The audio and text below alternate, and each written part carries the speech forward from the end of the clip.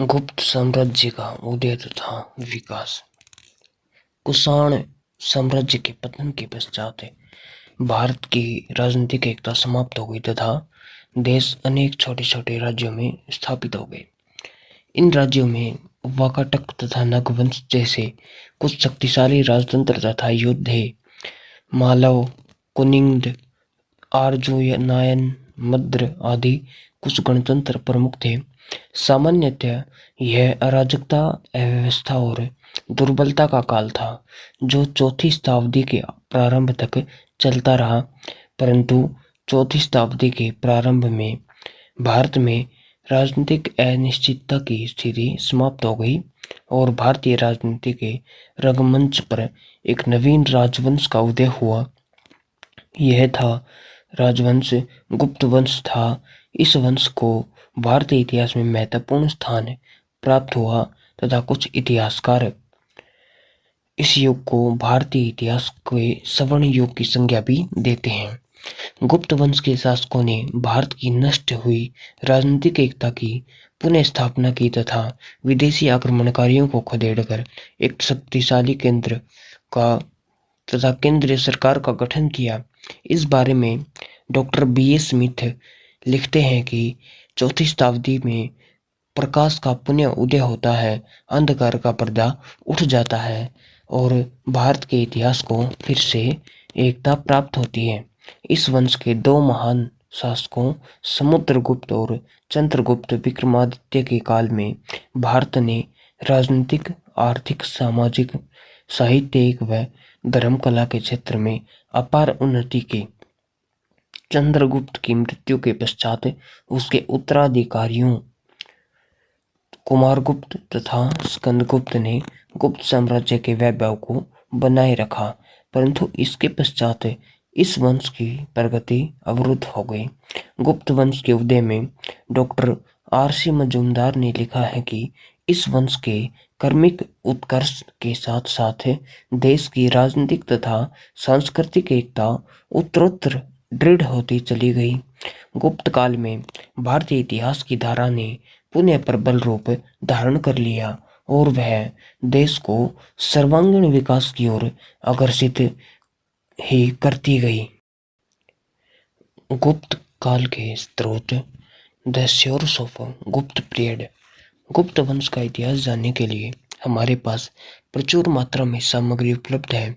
इसका विवरण इस प्रकार है। धार्मिक साहित्य, रिलीजियन लिटरेचर। गुप्त काल के इतिहास पर पुराणों से महत्वपूर्ण प्रकाश पड़ता है। विष्णु, वायु, ब्राह्मण एवं मत्स्य पुराण इस दृष्टि से विशेष रूप से उल्लेखनीय है।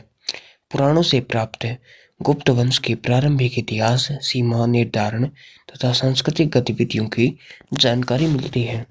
ऐतिहासिक और अर्ध ऐतिहासिक साहित्य। पुराणों में के साथ साथ गुप्त काल एवं उसके बाद लिखे गए ऐतिहासिक और अर्ध ऐतिहासिक ग्रंथों से भी गुप्त वंश के बारे में महत्वपूर्ण जानकारियां मिलती हैं। इनमें से कुछ स्रोत इस प्रकार है। कौमुदी महोत्सव। इस नाटक की रचना एक विदूषक विजक ने की थी।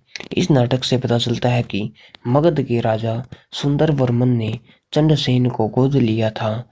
इसमें चंद्रसेन को कारस्कार बताया गया है।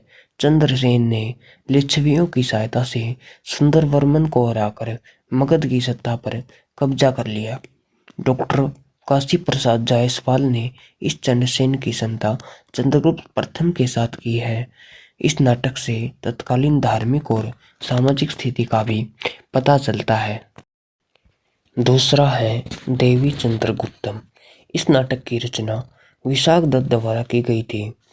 यद्यपि यह नाटक मूल रूप से गुम हो गया है, परंतु इसके उदाहरण अन्य पुस्तकों में मिलते हैं। इससे पता चलता है कि समुद्रगुप्त के पश्चात उसका बड़ा लड़का रामगुप्त सिंहासन पर बैठा। रामगुप्त बहुत अयोग्य शासक था, अतः उसके समय में शकों ने उस पर आक्रमण किया तथा उसने शकों से एक अपमानजनक संधि की। उसने अपनी पत्नी ध्रुव देवी को शक राजा को देने का वचन दिया, परंतु रामगुप्त का छोटा भाई चंद्रगुप्त इसे सहन नहीं कर सका। उसने पहले शक राजा तथा बाद में रामगुप्त की हत्या कर दी। तीसरा नाटक है मुद्रा राक्षस। इस नाटक का रचयिता भी विशाखदत्त ही था। यद्यपि इसका कथानक मौर्यकालीन है, परंतु गुप्त वंश की स्थापना के विषय में इसी नाटक से जानकारी मिलती है। चौथा है मत्स्यकट्टिकम। इस नाटक के लेखक शूद्रक हैं। इस नाटक से गुप्तकालीन न्यायिक व्यवस्था तथा सामाजिक स्थिति का ज्ञान होता है। कामसूत्र वात्स्यायन द्वारा रचित इस प्रसिद्ध ग्रंथ से गुप्तकालीन वेशभूषा, आभूषण, सुगंधित द्रव्य, वाद्य तथा संगीत एवं जनता के मनोरंजन के साधनों के विषय में जानकारी मिलती है। कालिदास की रचनाएं। अधिकांश विद्वानों का मानना है कि भारत के सुप्रसिद्ध कवि कालिदास गुप्त काल में ही हुए। उन्हें भारत का शेक्सपियर के नाम से भी जाना जाता है। उनकी रचनाओं ऋतु संहार, कुमार संभव, मेघदूत, रघुवंश, अभिज्ञान शाकुंतलम, मालविकाग्निमित्रम, विक्रमोर्वशीयम से गुप्तकालीन राजनीतिक सामाजिक अवस्थाओं व रीति रिवाजों का पता चलता है। हर्षचरित। इस पुस्तक की रचना बाणभट्ट द्वारा की गई थी। यद्यपि मूल रूप से यह सम्राट हर्ष की जीवनी है, परंतु इससे गुप्तकालीन भारत की दशा का भी ज्ञान होता है। मंजूश्री मूलकल्प। यह एक बौद्ध ग्रंथ है जिससे परवर्ती गुप्त शासकों के विषय में विशेष जानकारी हमें मिलती है। विदेशियों के वृत्तांत। गुप्त काल तथा उसके पश्चात अनेक विदेशी यात्रियों ने भारत की यात्रा की, जिनके वृत्तांतों से गुप्त काल के अनेक तथ्यों का विवरण प्राप्त होता है। इसमें चीनी यात्री फाहियान प्रथम यात्री था, जो चंद्रगुप्त विक्रमादित्य के काल में भारत आया। उसने फो की नामक पुस्तक लिखी। उसके विवरण से तत्कालीन राजनीतिक, सामाजिक, धार्मिक और आर्थिक स्थितियों का ज्ञान होता है। हर्ष के काल में आने वाले चीनी यात्री हेनसांग के विवरणों से भी गुप्त काल के विषय में प्रकाश पड़ता है। उसके द्वारा लिखी गई पुस्तक का नाम सी यू की था। इत्सिंग के यात्रा विवरण से गुप्त वंश के मूल निवास के विषय में मूल्यवान जानकारी प्राप्त होती है। 11वीं शताब्दी के मुसलमान यात्री अल-बेरूनी ने वर्णन से गुप्त संवत की तिथि निर्धारण करने में हमें सहायता मिलती है। पुरातात्विक साक्ष्य। गुप्त वंश का इतिहास जानने में पुरातात्विक साक्ष्य भी अति महत्वपूर्ण है। इनमें निम्नलिखित सामग्री मुख्य है। अभिलेख। गुप्त वंश के इतिहास के निर्माण में अभिलेखों से महत्वपूर्ण जानकारियां मिलती हैं। फ्लेट महोदय ने गुप्तों के प्रमुख अभिलेखों का संकलन किया है। गुप्त अभिलेख शिलाओं, स्तंभों तथा ताम्रपत्रों पर उत्कीर्ण है। अधिकांश अभिलेखों की भाषा संस्कृत है। गुप्तकालीन अभिलेखों से वंशावली, ऐतिहासिक घटनाओं एवं शासकों की उपलब्धियों की जानकारी भी हमें प्राप्त होती है। समुद्रगुप्त के दरबारी कवि हरिसेन द्वारा लिखा गया प्रयाग स्तंभ लेख अति महत्वपूर्ण है। इसमें उनके जीवन चरित्र तथा दिग्विजय का विवरण मिलता है। चंद्रगुप्त द्वितीय से संबंधित जानकारी में गुप्तकालीन अभिलेखों तथा उनके संकलन की अभिभाषा संस्कृत थी। समुद्रगुप्त ने के दरबारी कवि हरिसेन द्वारा लिखा गया प्रयाग स्तंभ महत्वपूर्ण था। चंद्रगुप्त द्वितीय से संबंधित जानकारी मेहरौली के लोह स्तंभ लेख और उदयगिरी के गुहालेख से मिलती है। कुमार गुप्त के भीलसद, गढ़वा तथा मंदसौर अभिलेख व स्कंदगुप्त के भीतरी गांव तथा जूनागढ़ अभिलेख भी महत्वपूर्ण हैं। सिक्के। गुप्तकालीन सोने, चांदी व तांबे के सिक्के भी महत्वपूर्ण सूचनाएं देते हैं। समुद्रगुप्त के सिक्कों से उसके द्वारा अश्वमेध यज्ञ करने की जानकारी भी मिलती है। इसके अतिरिक्त समुद्रगुप्त की वीणा बजाते हुए एवं हाथ में परशु लिए हुए वाली मुद्राएं उसके संगीत प्रेमी एवं साहसी होने का ज्ञान करवाती हैं। चंद्रगुप्त द्वितीय की चांदी की मुद्राओं से जो शक मुद्राओं से समानता रखती हैं, उनकी शक विजय की जानकारी भी हमें प्राप्त होती है। चंद्रगुप्त प्रथम के सिक्कों पर एक ओर चंद्रगुप्त प्रथम तथा दूसरी ओर उनकी पत्नी कुमार देवी का चित्र तथा पृष्ठभाग पर लिच्छव शब्द उत्कीर्ण है, जो चंद्रगुप्त के लिच्छवियों से संबंध का ज्ञान करवाते हैं। विभिन्न सूचनाओं के साथ साथ सिक्कों से गुप्तकालीन राजनीतिक व सांस्कृतिक स्थिति का भी ज्ञान होता है। मुगल गुप्तकालीन सिक्कों पर विष्णु, लक्ष्मी एवं गरुड़ के चित्रों से पता चलता है कि ये लोग हिंदू धर्म के समर्थक थे। उस समय की भाषा और कला का ज्ञान करवाने में भी इन सिक्कों की महत्वपूर्ण भूमिका है। मोहरें गुप्त काल की अनेक मोहरें वैशाली से प्राप्त हुई हैं। इन मोहरों से तत्कालीन प्रांतीय और स्थानीय शासन व्यवस्था का ज्ञान होता है। भवन और स्मारक गुप्तकालीन बहुत से स्मारक, मंदिर, स्तंभ, मूर्तियां, गुफाएं आज भी उपलब्ध हैं। इनसे तत्कालीन सामाजिक एवं धार्मिक स्थिति पर विशेष प्रकाश पड़ता है। इनसे गुप्तकालीन सांस्कृतिक उन्नति एवं जनता की धार्मिक भावनाओं का भी ज्ञान होता है। गुप्तकालीन मंदिरों में प्रमुख है भूमरा का शिव मंदिर, तिगावा का विष्णु मंदिर, नाचना का पार्वती मंदिर, देवगढ़ का दशावतार मंदिर, भीतरी गांव का विष्णु मंदिर। ये मंदिर उस समय की वास्तुकला के परिचायक हैं। इनका निर्माण ईंटों से हुआ था। मंदिरों में शिखरों का निर्माण प्रथम बार गुप्त काल में ही प्रारंभ हुआ। मंदिरों के अतिरिक्त गुप्तकालीन अन्य प्रमुख स्मारकों में स्कंदगुप्त का भीतरी स्तंभ, एरन का गरुड़ स्तंभ, चंद्रगुप्त का महरौली स्तंभ तथा शिव, विष्णु, बौद्ध, जैन, दुर्गा, गंगा, यमुना आदि की मूर्तियां हैं, जो स्पष्ट करती हैं कि गुप्त शासक धर्म सहिष्णु थे। उदयगिरी बाघ एवं अजंता की गुफाओं के चित्र भी महत्वपूर्ण है। इस प्रकार गुप्त काल पर प्रकाश डालने वाले अनेक स्रोत हैं, जिनके आधार पर गुप्त काल के प्रामाणिक स्तंभ इतिहास का निर्माण किया जा सकता है।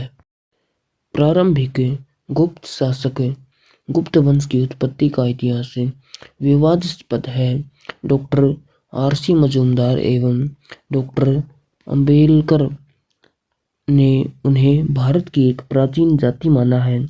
डॉक्टर जायसवाल का मत है कि गुप्त सम्राट जाट थे, जो बाद में सुसंस्कृत होकर क्षत्रिय बन गए तथा वे मूल रूप से पंजाब के निवासी थे। इस वंश के अनेक राजाओं के अंत में गुप्त आने से बहुत से विद्वानों ने इन्हें वैश्य माना है, परंतु ये दोनों ही मत उचित प्रतीत नहीं होते। गौरी शंकर ओझा तथा कुछ अन्य विद्वान गुप्तों को क्षत्रिय मानते हैं। अभिलेखों एवं अन्य साधनों से भी इनका क्षत्रिय होना सिद्ध होता है। शिवगुप्त की सिरपुर प्रशस्ति में इन्हें स्पष्टतः चंद्रवंशी कहा गया है। अतः ये लोग अपने को चंद्रवंशी क्षत्रिय मानते थे। क्षत्रिय नागों, लिच्छवियों तथा वाकाटकों से उन्होंने वैवाहिक संबंध स्थापित किए थे। अतः गुप्त निश्चित ही क्षत्रिय थे। इसी प्रकार गुप्तों के मूल निवास स्थान के संबंध में भी विद्वानों में मतभेद है। अल्तेकर, जे. एलन वासुदेव उपाध्याय तथा डॉक्टर राय चौधरी ने इनका निवास स्थान मगध बताया है। Doctor DC. गांगुली गुप्तों का मूल निवास स्थान बंगाल में बताते हैं। डॉक्टर श्रीराम गोयल गुप्तों का निवास स्थान उत्तर प्रदेश का पूर्वी भाग बताते हैं। आधुनिक शोधों के अनुसार गुप्तों का मूल निवास स्थान पूर्वी उत्तर प्रदेश बंगाल माना जा सकता है। श्रीगुप्त श्रीगुप्त गुप्त वंश का संस्थापक श्रीगुप्त था, जिसे अभिलेखों में आदिराज कहा गया है। इलाहाबाद स्तंभ लेख में उसे समुद्रगुप्त का दादा बताया गया है। चीनी यात्री इरसिंग, जिसने 675 से 95 ईस्वी के मध्य भारत की यात्रा की, उन्होंने लिखा है कि श्रीगुप्त नाम के एक महाराज ने चीनी यात्रियों की सुविधा के लिए मृगशिखा वन के समीप एक मंदिर बनवाया था। अनेक इतिहासकारों में इस बात पर मतभेद है कि गुप्त वंश के आदि पुरुष का नाम श्रीगुप्त नहीं गुप्त था, तथा श्री शब्द सम्मान का सूचक था। उनकी राजनीतिक पदवी केवल महाराज होने से लगता है कि वह एक साधारण सामंत शासक था। डॉक्टर वी ए स्मिथ के अनुसार उसने अपने छोटे से राज्य पर 275 से 300 ईस्वी तक राज किया। घटोत्कच गुप्त अभिलेखों के अनुसार गुप्त का उत्तराधिकारी घटोत्कच था। इसके संबंध में हमें कोई विशेष जानकारी नहीं मिलती। इसकी पदवी भी केवल महाराज की मिलती है, जिससे ज्ञात होता है कि इसके समय में भी गुप्तों की शक्ति और प्रतिष्ठा में कोई वृद्धि नहीं हुई थी। उसका राज्य काल 300 ईस्वी से 319 ईस्वी तक माना जा सकता है। चंद्रगुप्त प्रथम चंद्रगुप्त का उत्तराधिकारी घटोत्कच का पुत्र उत्तराधिकारी चंद्रगुप्त प्रथम था। वह गुप्त वंश का प्रथम स्वतंत्र राजा था। इसके नाम के आगे महाराजा धीराज की पदवी इसका संकेत देती है कि वह स्वतंत्र राजा था। इसके अधीन कई अन्य राजा थे। इससे विदित होता है कि चंद्रगुप्त प्रथम के काल में गुप्त साम्राज्य की प्रतिष्ठा बहुत बढ़ गई थी। चंद्रगुप्त के शासनकाल की सबसे महत्वपूर्ण घटना उसका लिच्छवी के साथ वैवाहिक संबंध स्थापित करना था। चंद्रगुप्त प्रथम एक महत्वाकांक्षी एवं चतुर शासक था। उसने अपने पड़ोसी राज्य वैशाली के शक्तिशाली लिच्छवियों की राजकुमारी कुमार देवी से विवाह किया। इस वैवाहिक संबंध का गुप्त इतिहास में भी पर्याप्त महत्व है। इस विवाह का महत्व हमें चंद्रगुप्त प्रथम के पुत्र समुद्रगुप्त की प्रयाग प्रशस्ति से ज्ञात होता है। इस प्रशस्ति में समुद्रगुप्त को लिच्छवी दोहित्र कहा गया है। इस वैवाहिक संबंध के महत्व का हमें चंद्रगुप्त प्रथम की एक स्वर्ण मुद्रा से भी आभास होता है, जिसके अग्रभाग पर चंद्रगुप्त एवं कुमार देवी के चित्र तथा उनके नाम अंकित हैं। कुमार देवी महादेवी की उपाधि से अलंकृत है। मुद्रा के दूसरी तरफ लिच्छवी उत्कीर्ण है। चंद्रगुप्त ने यह मुद्रा इस विवाह के महत्व को बताने के लिए ही चलाई थी। इस विवाह के उपरांत चंद्रगुप्त ने शक्तिशाली लिच्छवियों का सहयोग प्राप्त करके अपनी प्रतिष्ठा को बढ़ाया तथा इस विवाह का महत्व बताते हुए एलन महोदय लिखते हैं कि उस समय भारत में लिच्छवी जाति अति प्रतिष्ठित थी। प्रोफेसर एन घोष ने लिखा है कि यह मिलाप गुप्त वंश को महान बनाने में एक नए युग का घोतक है। कुछ विद्वानों की मान्यता है कि कुमार देवी के विवाह के साथ लिच्छवी राज्य दहेज में लेकर आई थी। गुप्त राज्य पहले छोटा था, लिच्छवियों क्षेत्र मिलने से उसका विस्तार दुगना हो गया। इस विषय में बी एस स्मिथ का अनुमान है कि उन दिनों लिच्छवियों का पाटलिपुत्र पर अधिकार हो गया था तथा विवाह के माध्यम से चंद्रगुप्त ने अपनी पत्नी के संबंधियों के राज्य पर अधिकार प्राप्त किया। इसी प्रकार डॉक्टर पी.एल. गुप्ता का भी मानना है कि इस प्रकार इस विवाह से पूर्वी भारत के दो राज्यों लिच्छवी तथा गुप्तों का एकीकरण हुआ और इस प्रकार चंद्रगुप्त प्रथम को एक काफी बड़ा राज्य प्राप्त हो गया। साम्राज्य विस्तार। चंद्रगुप्त द्वितीय के राज्य विस्तार के बारे में निश्चित तौर पर कुछ नहीं कहा जा सकता।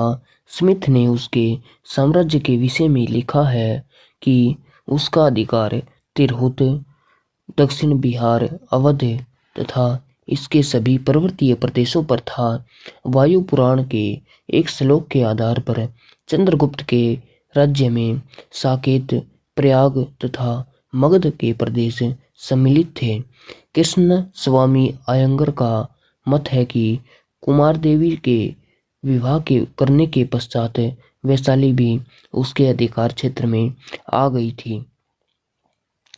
इस प्रकार डॉक्टर मजूमदार ने बंगाल को भी उनके राज्य का अंग माना है। इस प्रकार हम कह सकते हैं कि चंद्रगुप्त के राज्य में गंगा से लेकर बंगाल तक के प्रदेश सम्मिलित थे। गुप्त वंश संवत चंद्रगुप्त ने अपने पराक्रम की सूचना देते हुए एक नवीन संवत की स्थापना की, जो गुप्त संवत के नाम से विख्यात हुआ। कुछ विद्वानों ने बताया कि यह मान्यता है कि यह संवत 26 फरवरी 320 ईस्वी से आरंभ होता है। इसे गुप्त वल्लभ भी संवत भी कहा जा सकता है। चंद्रगुप्त प्रथम की मृत्यु के पश्चात उसका पुत्र समुद्रगुप्त सिंहासन पर बैठा। वह न केवल अपने वंश का अपितु संपूर्ण भारत का एक प्रतापी सम्राट था। उसके सिंहासन रोहन के साथ ही गुप्तों का इतिहास विशेष महत्वपूर्ण हो जाता है।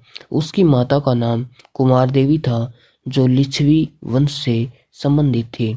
समुद्रगुप्त अपने आप को लिच्छवी दौहित्र, लिच्छवी कन्या का बेटा कहता है। उसके दरबारी कवि हरिसेन द्वारा लिखी गई प्रयाग प्रशस्ति से स्पष्ट हो जाता है कि समुद्रगुप्त की प्रारंभिक शिक्षा दीक्षा भली भांति हुई। प्राचीन काल के राजकुमारों की तरह उसने वेदों, दर्शन शास्त्र, अर्थशास्त्र और दंड नीति के साथ साथ इतिहास, धर्मशास्त्र, साहित्य और संगीत की शिक्षा भी ग्रहण की।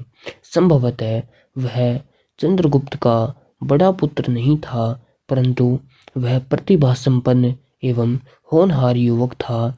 इसलिए उसके पिता ने अपने जीवन काल में ही अनेक राजकुमारों में से उसे अपना उत्तराधिकारी चुना था।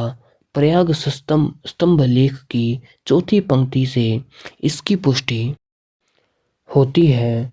7वीं पंक्ति से पता चलता है कि उसके उत्तराधिकारी मनोनीत किए जाने के कारण उसके अन्य भाई उससे रुष्ट हो गए थे। प्रयाग प्रशस्ति काच नामक राजा के सिक्कों तथा आर्य मंजूश्री मूल कल्प से आभास होता है कि समुद्रगुप्त को काच नामक व्यक्ति से उत्तराधिकार संबंधी युद्ध करना पड़ा था, परंतु स्मिथ, रायचौधरी, सुधागर चट्टोपाध्याय आदि विद्वानों का मानना है कि वह अपने पिता का राज्य निर्विरोध प्राप्त हो गया था। परंतु अधिकांश इतिहासकारों का मानना है कि काच समुद्रगुप्त का भाई था तथा अपने समुद्रगुप्त ने उसे पराजित करके स्वयं को शासक घोषित किया। इस संबंध में डॉक्टर R.S. त्रिपाठी लिखते हैं कि समुद्रगुप्त की स्थिति चाहे जैसी रही हो, वह गुप्त सम्राटों में सबसे योग्य सिद्ध हुआ और उसने अपनी सफलताओं से अपने पिता के चुनाव को उचित प्रमाणित कर दिया। इस प्रकार उसने 335 ईस्वी से लेकर 375 ईस्वी तक शासन किया। तो यह और आगे पढ़ाएंगे हम कि समुद्रगुप्त की विजय क्या क्या थी। समुद्रगुप्त की विजय यह बहुत ही इम्पोर्टेंट क्वेश्चन है। समुद्रगुप्त की विजयों का वर्णन करो। यह आए बार बीए के क्वेश्चन में जरूर आता है, तो इस क्वेश्चन को जरूर हम आपको पढ़ाएंगे। तो तब तक के लिए धन्यवाद और हमारे चैनल द हिस्ट्री वॉल्ट को जरूर सब्सक्राइब करें।